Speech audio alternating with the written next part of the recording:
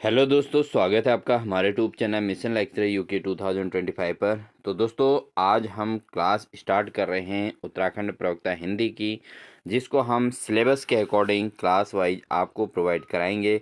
तो आज की क्लास के अंतर्गत हमारा टॉपिक है हिंदी के अंतर्गत। तो ये हमने सिलेबस लिया है दोस्तों। तो सिलेबस के अंतर्गत हिंदी साहित्य का इतिहास, तो यहाँ पर पृष्ठभूमि, काल विभाजन, नामकरण, वर्गीकरण और युग प्रवृत्तियों पर आधारित जो है यहाँ पर हिंदी साहित्य के इतिहास की शुरुआत होनी है। और सबसे पहले बेसिकली इसका पृष्ठभूमि और काल विभाजन पर आज हम चर्चा करने वाले हैं दोस्तों, ठीक है। और इसके अंतर्गत फिर हम पढ़ेंगे आदिकाल, भक्तिकाल, रीतिकाल और आधुनिक काल। इनको हम लगातार स्टडी करेंगे। तो दोस्तों, बिना स्किप किए आप पूरी क्लास को जरूर वॉच कीजिएगा। साथ ही आप चैनल पर नए हैं तो चैनल को सब्सक्राइब करके बेल आइकन दबाकर ऑल नोटिफिकेशन ऑन कर लीजिएगा, जिससे इसी प्रकार की लगातार क्लासेस हमारे चैनल के माध्यम से आपको मिलती रहेंगी। तो बिना देरी किए हुए आज की क्लास को हम स्टार्ट करते हैं। तो दोस्तों, जो हमारा टॉपिक है हिंदी साहित्य, काल विभाजन, वर्गीकरण, नामकरण और इतिहास। तो ये काफ़ी डिटेल स्टडी इसके अंतर्गत होनी है दोस्तों, क्योंकि क्लास जो है इसके अंतर्गत काल विभाजन के अंतर्गत ही बहुत सारे जो है हिंदी साहित्यवादियों ने काल विभाजन किए हैं। और आखिर हिंदी साहित्य है क्या, इसको हम बेसिकली समझेंगे और फिर इसके वर्गीकरण के आधार पर इसकी डिटेल स्टडी करेंगे। और फिर जानेंगे इसका नामकरण कैसे हुआ और उसके बाद हिंदी साहित्य का इतिहास क्या है, इस पर हम पूरी चर्चा करेंगे दोस्तों। तो आज हमारे हिंदी साहित्य की जो डिटेल स्टडी है उसकी फर्स्ट क्लास है दोस्तों। तो आप अपने उन सभी अभ्यर्थी साथियों को जरूर इसको शेयर कीजिएगा दोस्तों। तो हिंदी साहित्य के अंतर्गत हम बात करें तो सबसे पहले आपको बता दें कि हम किन किन चीज़ों को स्टडी करने वाले हैं। तो दोस्तों, यहाँ पर जो है भक्ति काल, रीति काल, वीर गाथा काल, आदि काल, भारतेंदु युग और उसके अलावा श्रृंगार काल, भारतेंदु युग, द्वितीय युग, आधुनिक काल, छायावादी युग और छायावादोत्तर युग। तो इतनी चीज़ें दोस्तों हिंदी साहित्य के इतिहास के अंतर्गत आती हैं, ठीक है। तो हिंदी साहित्य के अंतर्गत दोस्तों भक्ति काल, वीर गाथा काल, आदि काल, रीति काल, श्रृंगार काल, इसके अलावा जो है आधुनिक काल, ये सब चीज़ आएंगी। और साथ ही भारतेंदु युग, द्विवेदी युग, छायावादी युग और छायावादोत्तर युग, ये सब कुछ हमने इसके अंतर्गत स्टडी करना है दोस्तों, ठीक है। तो ये सारी चीज़ें इसका बेसिकली आपको बता रहे हैं कि हमारा जो इसका जो स्टार्टिंग है, यानी कि क्या क्या चीज़ें हुई हैं अभी तक, उन सारी चीज़ों को हम हिंदी साहित्य के अंतर्गत किन चीज़ों को स्टडी करने वाले हैं। तो इतनी चीज़ें ऐसी हैं जिनको हम स्टडी करेंगे दोस्तों, ठीक है। अब सबसे पहले शुरुआत करते हैं हम हिंदी साहित्य है क्या, ठीक है। हिंदी साहित्य की शुरुआत कैसे हुई थी, किस भाषा से हुई थी, ठीक है, और किस तरीके से हिंदी साहित्य को आपने समझना है। तो हिंदी साहित्य की अगर हम बात करें दोस्तों, हिंदी साहित्य ने अपनी शुरुआत लोक भाषा कविता के माध्यम से की थी। तो जब हिंदी साहित्य की शुरुआत हुई थी दोस्तों, जो लोक भाषा थी उस समय की, तो अपने अपने क्षेत्र की जो भाषा थी, तो उन्होंने जो है लोगों ने कविताओं के माध्यम से या गद्य के विकास, और गद्य का विकास बहुत बाद में हुआ था, लेकिन पहले कविता के माध्यम से की थी हिंदी साहित्य की शुरुआत, ठीक है। तो हिंदी साहित्य की शुरुआत कैसे हुई थी दोस्तों, सर्वप्रथम जो है पद्य यानी कि कविता के माध्यम से हुई थी। हिंदी का जो आरंभिक साहित्य है दोस्तों, वो 8वीं शताब्दी के अपभ्रंश भाषा में मिलता है।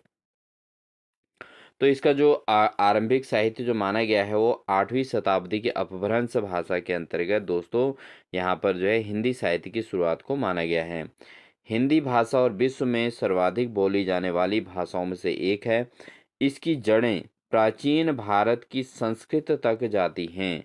तो दोस्तों, जो हिंदी भाषा है वो विश्व में सर्वाधिक बोली जाने वाली भाषाओं में से एक है हिंदी भाषा।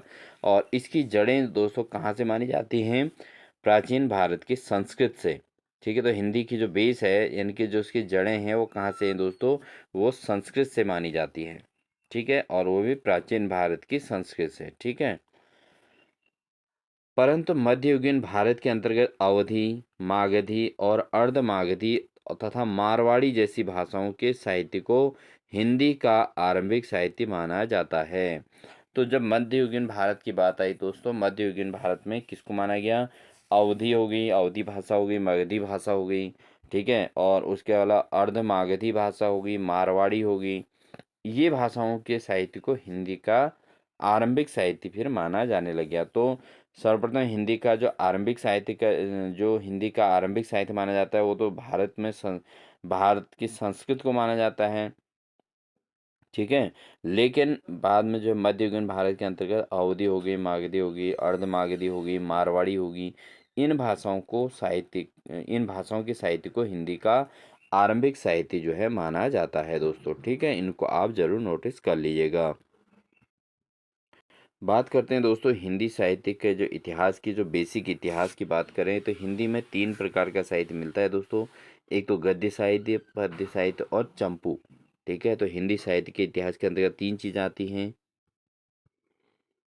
तो 3 प्रकार, जैसे गद्य, पद्य और चंपू, ये 3 प्रकार का साहित्य हिंदी साहित्य के इतिहास के अंतर्गत मिलता है। तो 3 चीज़ों को इसमें समावेश किया गया है, गद्य, पद्य और चंपू। जो गद्य और पद्य दोनों में ही हो उसे ही चंपू कहा जाता है दोस्तों, ठीक है। तो गद्य जो है गद्यांश होते हैं, पद्य का मतलब कविताओं से संबंधित होता है दोस्तों। और चंपू क्या होता है दोस्तों, इसमें गद्य और पद्य दोनों का समावेश मिलता है।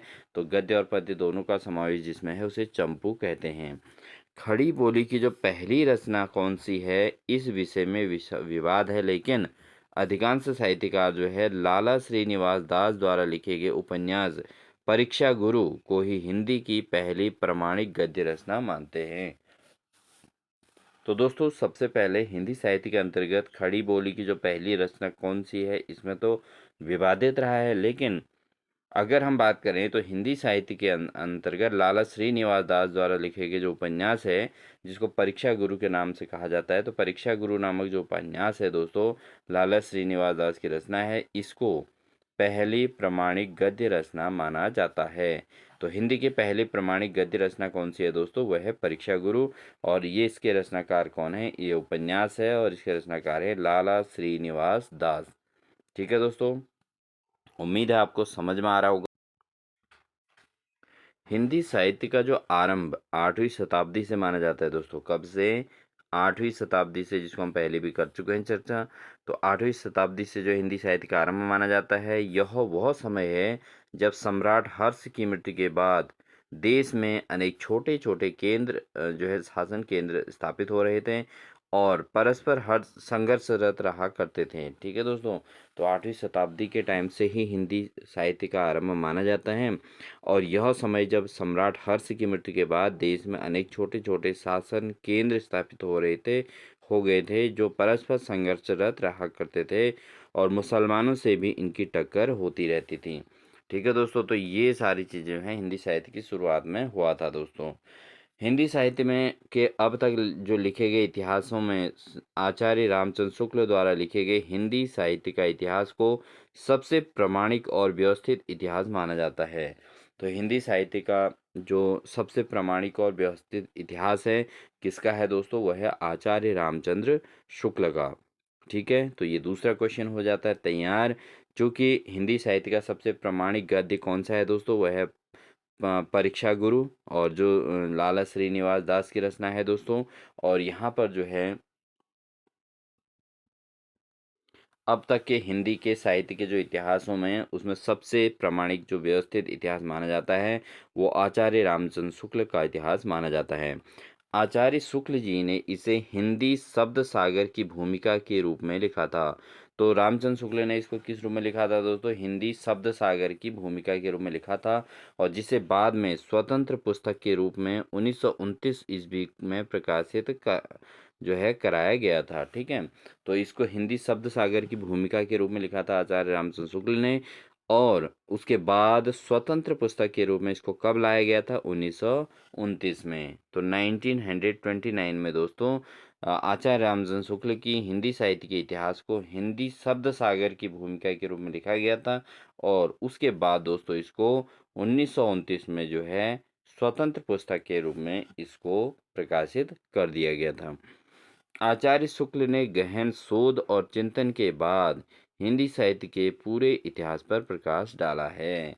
तो हिंदी साहित्य के पूरे जो इतिहास रहा है उस पर जो है आचार्य रामचंद्र शुक्ल ने पूरे शोध और गहन शोध करने के बाद, चिंतन करने के बाद, क्योंकि पूरे उन स्थानों पर जाकर जहाँ से इनके अवशेष मिले हैं, जो भी हिंदी साहित्य के जो भी प्रमाण मिले हैं, उन पर डीप स्टडी करने के बाद ही हिंदी साहित्य का इतिहास नामक जो है ये रचना, ये रामचंद्र शुक्ल ने जो है की है दोस्तों। तो इसीलिए इसको प्रमाणिक माना गया है और 1929 से इसको एक स्वतंत्र पुस्तक के रूप में जो है लाया गया है। ठीक है दोस्तों। आचार्य रामचंद्र शुक्ल की पुस्तक में लगभग 1000 कवियों के जीवन चरित्र का विवेचन किया गया है। तो दोस्तों, आचार्य रामचंद्र शुक्ल की जो पुस्तक है, इसमें कितने लगभग 1000 कवियों के जीवन चरित्र को दर्शाया गया है। लगभग 1000 कवियों के जीवन को इसमें दर्शाया गया है दोस्तों। और उसी के आधार पर कवियों की संख्या के अपेक्षा उनके साहित्यिक मूल्यांकन को महत्व प्रदान किया गया है। ठीक है, तो उनके द्वारा जो साहित्यिक मूल्यांकन किया गया है उसको भी महत्व प्रदान किया गया है। 1000 कवियों के जीवन चरित्र के विवेचन के साथ ही उनके साहित्यिक मूल्यांकन को भी महत्व प्रदान किया गया है। अर्थात हिंदी साहित्य के विकास में विशेष योगदान देने वाले कवियों को इसमें शामिल किया गया है। तो हिंदी साहित्य के अंतर्गत जो विशेष योगदान दिया है जिन कवियों ने, वो सभी का इसमें जो है आचार्य रामचंद्र शुक्ल की पुस्तक में लगभग 1000 कवियों के जीवन चरित्र का विवेचन किया गया है दोस्तों। 1000 कवियों का जो है इसमें लगभग लगभग विवेचन किया गया है दोस्तों। तो ये हमारा बेसिक था दोस्तों, जिसके अंतर्गत हिंदी साहित्य की शुरुआत कैसे हुई थी। तो इसके अंतर्गत एक तो आपको पता है कि परीक्षा गुरु, जिसको लाला श्रीनिवास दास की रचना है, और साथ ही दोस्तों हिंदी साहित्य का इतिहास जो आचार्य रामचंद्र शुक्ल की है, उसको जो है दो चीज़ों को प्रमाणिक तौर पर यहाँ पर माना गया है। ठीक है, तो हिंदी साहित्य के इतिहास के अंतर्गत रामचंद्र शुक्ल के द्वारा रचित जो है पुस्तक को सबसे ज़्यादा ऑथेंटिक माना गया है। और ये जो है दोस्तों 1929 में एक स्वतंत्र पुस्तक के तौर पर जो है इसको लाया गया है। बढ़ते हैं दोस्तों आगे। अब बात करते हैं दोस्तों, हमने बात की थी कि हिंदी साहित्य का जो इस प्रारंभिक माना गया है दोस्तों, वो 8वीं शताब्दी से माना गया है। और अब हम उसके आधार पर यहाँ पर वर्गीकरण, काल विभाजन और नामकरण की चर्चा करते हैं। तो हिंदी साहित्य का जो वर्गीकरण एवं काल विभाजन एवं नामकरण को लेकर विद्वानों के विविध मत हैं, क्योंकि यहाँ पर अलग अलग विद्वानों के द्वारा अलग अलग वर्गीकरण किया गया है, काल विभाजन किया गया है। तो अलग अलग मत हैं। काल विभाजन के संबंध में सबसे पहला वर्गीकरण जॉर्ज ग्रियर्सन का है दोस्तों। ठीक है, तो हिंदी साहित्य के अंतर्गत सबसे पहला काल विभाजन जो किया गया है वो जॉर्ज ग्रियर्सन ने किया है, जो हिंदी साहित्यकारों ने अस्वीकार कर दिया था। ठीक है, तो बाद में इसको जो है अस्वीकार कर दिया गया, क्योंकि इसके अंतर्गत कुछ चीज़ें ऐसी रही थी दोस्तों जिससे जिसे अन्य लोग स्वीकार नहीं कर पाए, यानी कि कुछ न कुछ ऐसे ऑथेंटिकेशन नहीं हो पाया, यानी कि जिससे विश्वसनीयता जो है कम हो गई।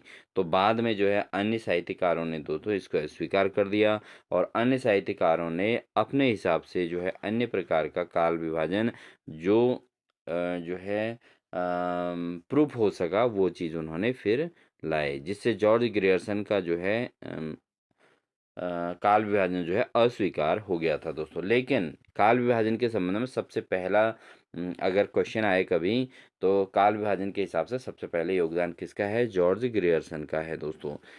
इनके अतिरिक्त मिश्र बंधुओं, ठीक है, मिश्र बंधुओं ने भी काल विभाजन किया। रामचंद्र शुक्ल ने किया, हजारी प्रसाद द्विवेदी, राम कुमार वर्मा, गणपति चंद्र गुप्त, राम खेलावल, ठीक है, और उसके अलावा डॉक्टर नगेंद्र, डॉक्टर बच्चन और राम स्वरूप चतुर्वेदी ने भी हिंदी साहित्य के वर्गीकरण और नामकरण किया है। तो हिंदी साहित्य के वर्गीकरण के अंतर्गत इतने लोगों ने जो है अपना योगदान दिया है, लेकिन सबसे पहला जो योगदान रहा है दोस्तों जॉर्ज ग्रियर्सन का है। क्वेश्चन एग्जाम में पूछा जाएगा कि हिंदी साहित्य के अंतर्गत सर्वप्रथम काल विभाजन किसके द्वारा किया गया था, या जॉर्ज ग्रियर्सन का कोई काल विभाजन दिखा देगा और उस पर आधारित क्वेश्चन पूछेगा कि ये काल विभाजन किसने किया था। तो जॉर्ज ग्रियर्सन का काल विभाजन आपको पता होना चाहिए। हालांकि वो बाद में अस्वीकार कर लिया गया, लेकिन एग्जाम में जो है सबसे डीप चीज़ हमारी जॉर्ज ग्रियर्सन की ही रहेगी दोस्तों। ठीक है, इसके बाद दोस्तों इनमें से प्रसिद्ध रामचंद्र शुक्ल और हजारी प्रसाद द्विवेदी, ठीक है, जो अलग अलग जो है साहित्यकारों ने काल विभाजन किया था, लेकिन इनमें जो सबसे प्रसिद्ध रहा दोस्तों रामचंद्र शुक्ल का और हजारी प्रसाद द्विवेदी का हिंदी साहित्य काल विभाजन वर्गीकरण, और यही विभाजन जो है माना जाने लग गया। तो रामचंद्र शुक्ल का और हजारी प्रसाद द्विवेदी का। ठीक है, अब बात करते हैं कि जॉर्ज ग्रियर्सन ने काल विभाजन किस प्रकार से किया था। ठीक है दोस्तों, तो जॉर्ज ग्रियर्सन ने जो काल विभाजन किया था उस पर चर्चा करते हैं कि इन्होंने जो है काल विभाजन किस आधार पर किया था दोस्तों। तो जॉर्ज ग्रियर्सन का जो काल विभाजन है दोस्तों, सर्वप्रथम हिंदी साहित्य का वर्गीकरण इन्होंने अपनी पुस्तक the modern vernacular literature of Hindustan में 11 भागों में किया है दोस्तों। ठीक है, तो जॉर्ज ग्रियर्सन ने क्या किया, जो काल विभाजन किया दोस्तों, वो 11 भागों में किया है। कितने भागों में? 11 भागों में दोस्तों जॉर्ज ग्रियर्सन ने काल विभाजन किया। अब अपनी कौन सी पुस्तक के अंतर्गत इन्होंने किया है? The modern vernacular literature of Hindustan. Modern vernacular literature of Hindustan के नाम से इनकी जो पुस्तक है, उस पुस्तक में जॉर्ज गैरसन ने काल विभाजन किया है। और इस काल को इन्होंने जो है क्या कर दिया, हिंदी साहित्य को इन्होंने 11 भागों में विभाजित कर दिया दोस्तों। इनके अनुसार सबसे पहला जो है वो चारण काल है दोस्तों। ये इन्होंने माना है कि 700 ईस्वी से 1300 ईस्वी तक के समय को इन्होंने चारण काल नाम दिया। इसके अलावा 15वीं सदी के धार्मिक जो है पुनर्जागरण काल इसको माना। जायसी के प्रेम कविता, तीसरा इन्होंने जायसी का प्रेम कविता ले लिया। चौथा इन्होंने ब्रज का कृष्ण संप्रदाय 1500 से 1600 ईस्वी तक का। उसके अलावा फिर मुगल दरबार ले लिया इन्होंने। फिर तुलसीदास को ले लिया दोस्तों। ठीक है, तुलसीदास। उसके बाद इन्होंने सातवां ले लिया रीति काव्य 1580 से लेके 1692। ठीक है, इसको रीति काव्य कहते हैं। उसके अलावा तुलसी के अन्य परवर्ती यानी कि 1600 से 1700 ईस्वी। ठीक है, तुलसी के अन्य परवर्ती। इसके अलावा 18वीं शताब्दी जो नवा है, 18वीं शताब्दी, इन्होंने इसको विभाजित किया। 10वां जो इन्होंने नंबर दिया वो अपने कंपनी के शासन में हिंदुस्तान को दिया दोस्तों, 1800 से 1857 ईस्वी को। उसके अलावा 11वें नंबर पर दिया इन्होंने महारानी विक्टोरिया के शासन में हिंदुस्तान एवं विविध। ठीक है, तो महारानी विक्टोरिया के शासनकाल को इन्होंने जो है ये 11वां स्थान इन्होंने दिया है दोस्तों। ठीक है, तो ये जॉर्ज ग्रियर्सन का काल विभाजन इस प्रकार से टोटल कितने भागों में विभाजित किया, ये क्या है, 11 भागों में। तो एग्जाम में पूछा जा सकता है दोस्तों, जॉर्ज ग्रियर्सन ने जो अपने पुस्तक the modern vernacular literature of Hindustan में हिंदी साहित्य को कितने भागों में बांटा है, तो ये बांटा है दोस्तों 9, 10, 11, 12, कुछ भी ऑप्शन आ सकता है। तो 11 भागों में बांटा गया है।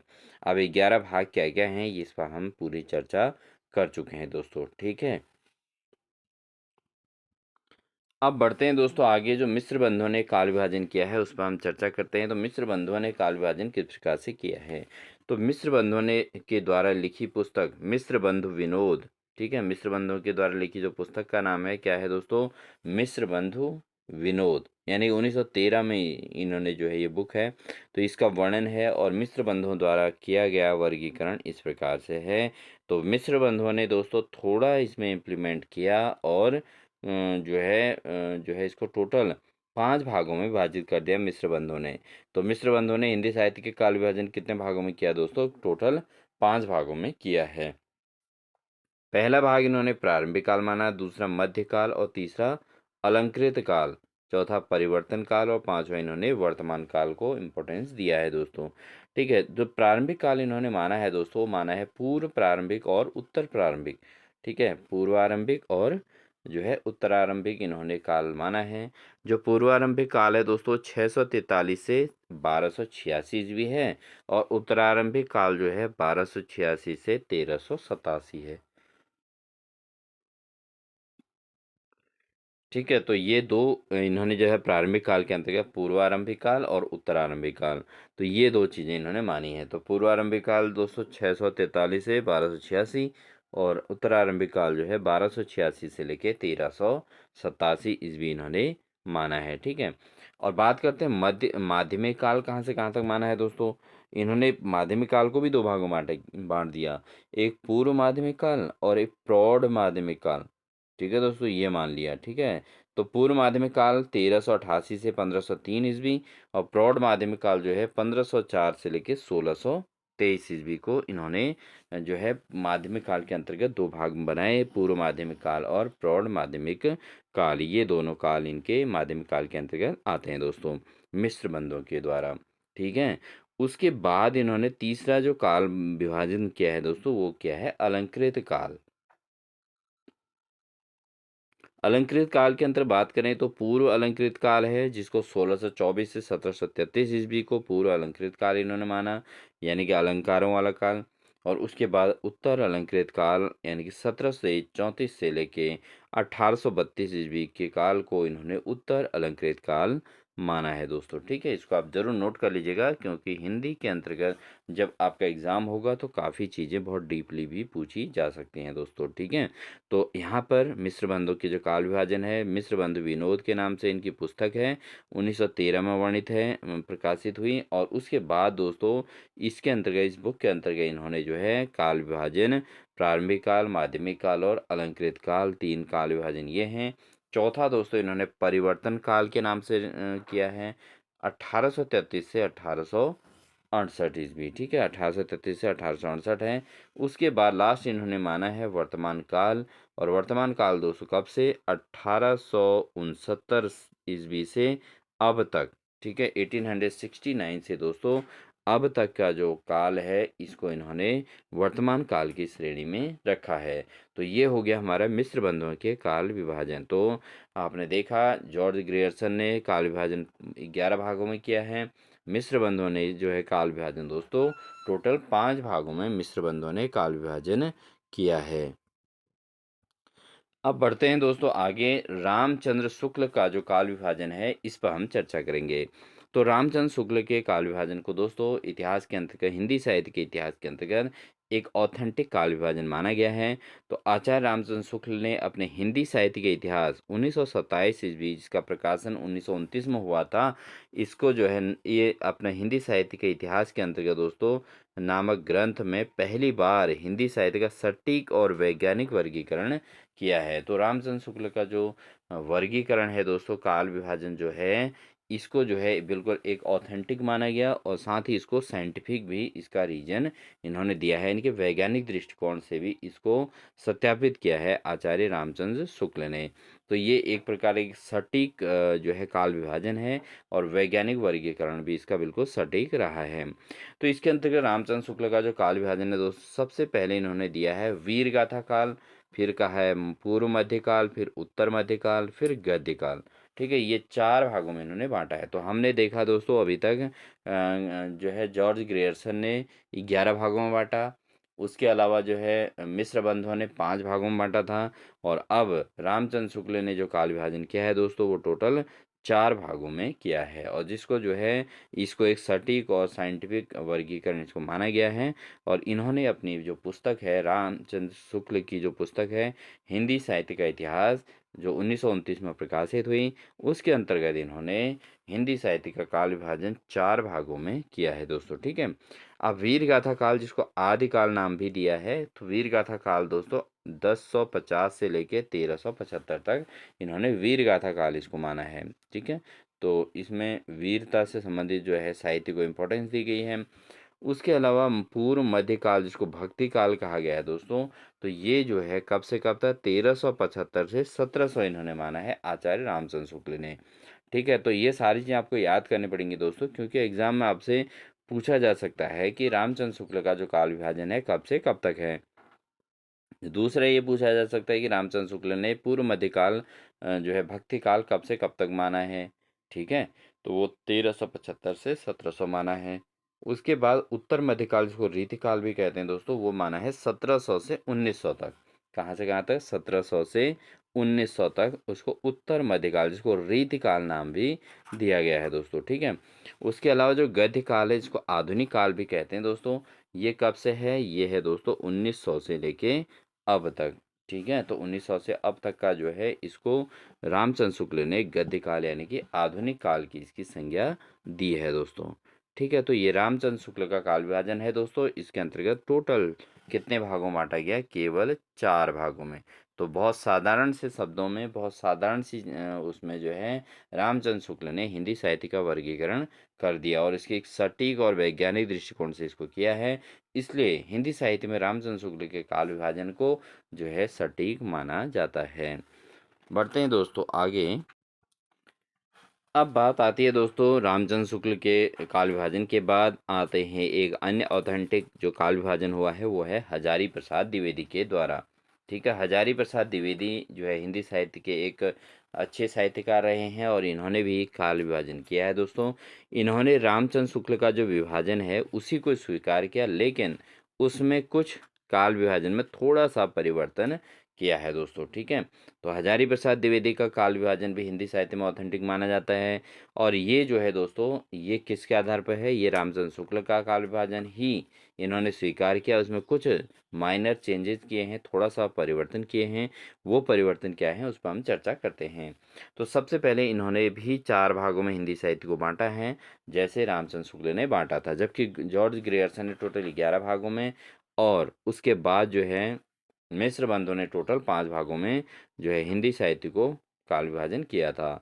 लेकिन रामचंद्र शुक्ल ने 4 भागों में और हजारी प्रसाद द्विवेदी ने भी इसको 4 भागों में बांटा है दोस्तों। अब इसमें हजारी प्रसाद द्विवेदी ने आदिकाल, भक्तिकाल, रीतिकाल और आधुनिक काल, ये 4 कालों में इसको विभाजित किया है हजारी प्रसाद द्विवेदी ने। आदिकाल इन्होंने माना है दोस्तों 11वीं से 14वीं शताब्दी तक, इसको आदिकाल की संज्ञा दी गई है। उसके बाद भक्ति काल दोस्तों 14वीं से 16वीं शताब्दी तक को भक्ति काल कहा है। रीतिकाल के अंतर्गत 16वीं से 19, इसको 19वीं शताब्दी तक रीतिकाल माना है। और 19वीं शताब्दी से दोस्तों अब तक का जो वर्तमान चल रहा है, यहाँ तक के काल को दोस्तों इन्होंने आधुनिक काल की संज्ञा दी है। तो ये 4 काल विभाजन हजारी प्रसाद द्विवेदी के अंतर्गत आते हैं दोस्तों। ठीक है, तो बहुत सटीक और शॉर्टेस्ट फॉर्म में इन्होंने जो है हजारी प्रसाद द्विवेदी ने काल विभाजन को रखा है दोस्तों। एक बार फिर इसको देखिए, आदिकाल 10वीं से 14वीं शताब्दी, भक्तिकाल 14वीं से 16वीं शताब्दी तक, रीतिकाल 16वीं शताब्दी से 19वीं शताब्दी तक, और आधुनिक काल दोस्तों 19वीं शताब्दी से अब तक के काल को हजारी प्रसाद द्विवेदी ने जो है हिंदी साहित्य के काल विभाजन के अंतर्गत रखा है दोस्तों। फाइनली दोस्तों, जो हिंदी साहित्य का काल विभाजन है उसको आदर्श वर्गीकरण और काल विभाजन के नाम से जाना जाता है। तो हिंदी साहित्यकारों के वर्गीकरण को सार रूप में निम्न रूप से वर्गीकृत किया जा सकता है, जिसको हम आदर्श वर्गीकरण कह सकते हैं दोस्तों। ठीक है, तो अब यहाँ पर दोस्तों जो आदिकाल है, आदिकाल दोस्तों यहाँ पर 1000 ईस्वी से 1350 तक, भक्तिकाल 1350 से 1650, रीतिकाल दोस्तों 1650 से 1850, और जो आधुनिक काल है दोस्तों 1850 ईस्वी से अब तक इसको माना गया है। पुनर्जागरण काल की बात करें दोस्तों, भारतीय द्वीप को पुनर्जागरण काल कहा गया है, जिसमें 1850 से लेकर 1900 ईस्वी तक के समय को पुनर्जागरण काल कहा गया है। इसको नोट कर लीजिएगा दोस्तों, ये एग्जाम में पूछा जाता है कि किस काल को पुनर्जागरण काल कहा जाता है, तो ये कहा जाता है भारतीय द्वीप को। और साथ ही दोस्तों कब से कब तक? 1850 ईस्वी से 1900 ईस्वी तक इसको पुनर्जागरण काल की संज्ञा दी जाती है दोस्तों। इसके अलावा जागरण काल यानी कि जिसको सुधार काल भी कहा गया है, वो 1900 ईस्वी से 1920 ईस्वी तक है, जिसको द्विवेदी काल कहते हैं, द्विवेदी युग के नाम से जाना जाता है। पुनर्जागरण सुधार काल, जिसको द्विवेदी युग के नाम से जाना जाता है। उसके अलावा दोस्तों छायावाद काल 1920 से लेकर 1936, प्रगतिवाद काल दोस्तों 1936 से लेकर 1943, प्रयोगवाद काल दोस्तों 1943 से 1953, और नवलेखन काल दोस्तों 1953 से अब तक। ये जो है काल विभाजन पूरा कंप्लीट यहाँ पर आपको हमने एक आदर्श काल विभाजन के रूप में वर्गीकरण, आपको हिंदी साहित्य का आदर्श वर्गीकरण हमने इसमें प्रदर्शित किया है। तो दोस्तों ये आपका जो है हिंदी के अंतर्गत काल विभाजन इतने प्रकार से हुए हैं। तो सबसे पहले जॉर्ज ग्रियर्सन का काल विभाजन हमने स्टडी किया, उसके बाद मिश्र बंधुओं का काल विभाजन स्टडी किया, फिर उसके बाद आचार्य रामचंद्र शुक्ल का किया, फिर उसके बाद आचार्य हजारी प्रसाद द्विवेदी का किया, और उसके बाद दोस्तों आते हैं फिर आदर्श वर्गीकरण, जिसको हम काल विभाजन के अंतर्गत किया है दोस्तों। तो फाइनली दोस्तों हिंदी साहित्य के विकास को अध्ययन की सुविधा के लिए 4 ऐतिहासिक भागों में वर्गीकृत या विभाजित करते हैं। ठीक है, तो 4 भागों के आधार पर ही जो है हिंदी साहित्य को विभाजन किया गया है, जिसको आप अपने सिलेबस के अंतर्गत भी देख सकते हैं। तो इसे जो है आदिकाल यानी कि वीरगाथा काल और भक्तिकाल जिसको पूर्व मध्यकाल, रीतिकाल जिसको उत्तर मध्यकाल कहते हैं और आधुनिक काल जिसको गद्यकाल के नाम से जाना जाता है। इन्हीं पर जो है हमें आगे स्टडी करना है दोस्तों। ठीक है, अन्य प्रकार के जो काल विभाजन हुए हैं उनको ज़्यादा डिटेल नहीं जाना है। हालांकि आदिकाल जिसको वीरगाथा काल भी कहा गया है, इसको भी हम स्टडी करेंगे, लेकिन उसके अंदर पढ़ेंगे भक्ति काल के अंदर भी पढ़ेंगे डिटेल, और उसके बाद रीति काल के अंदर पढ़ेंगे, और आधुनिक काल के अंतर्गत जिसको गद्य काल के नाम से भी जाना जाता है, इसको हम अंदर डिटेल स्टडी करेंगे। तो दोस्तों इस प्रकार से आपने देखा कि आज की क्लास के अंतर्गत हमने हिंदी साहित्य के जो बेसिकली जो शुरुआत में जो साहित्य का विभाजन हुआ है, हिंदी साहित्य का काल विभाजन हुआ है, वो किस प्रकार से हुआ है, अलग अलग साहित्यकारों ने अपने अपने किस प्रकार से बातें रखी हैं, उन चीज़ों को हमने पूरा स्टडी किया है। और ये हमारी जो है आज की क्लास जो है एक प्रकार की हिंदी साहित्य के अंतर्गत दोस्तों आपकी एक प्रकार की डेमो क्लास है, यानी कि हमारी क्लास फर्स्ट है जिसमें हम डिटेल स्टडी कर रहे हैं दोस्तों। तो सेकंड क्लास में हम लेंगे इन्हीं आदिकाल, भक्तिकाल, रीतिकाल और आधुनिक काल का किस प्रकार से विभाजन हुआ है, इस पर हम चर्चा करेंगे और उसी के साथ हम हिंदी साहित्य के इतिहास को जो है आगे को बढ़ाएंगे। आई होप आपको हमारी क्लास अच्छी लगी होगी। क्लास अच्छी लगी तो वीडियो को लाइक ज़रूर कर दीजिएगा, साथ ही अपने उन दोस्तों को ज़रूर शेयर कीजिएगा जो हिंदी में जो है प्रवक्ता की तैयारी कर रहे हैं, या जिन्हें हिंदी से संबंधित हिंदी साहित्य के इतिहास की पूरी डिटेल स्टडी करनी है किसी अन्य एग्ज़ाम के लिए, तो उन सभी साथियों को इसको ज़रूर शेयर कर दीजिएगा। साथ ही चैनल पर नए हैं तो चैनल को सब्सक्राइब करके बेल आइकन दबाकर ऑल नोटिफिकेशन ऑन कर लीजिएगा, जिससे इसी प्रकार की लगातार फ्री ऑफ कॉस्ट क्लासेज आपको हमारे यूट्यूब चैनल के माध्यम से लगातार आपको देखने को मिलेंगी। मिलते हैं आपको एक नेक्स्ट बेहतरीन क्लास के साथ। तब तक के लिए अपना ध्यान रखें। Wish you all the best.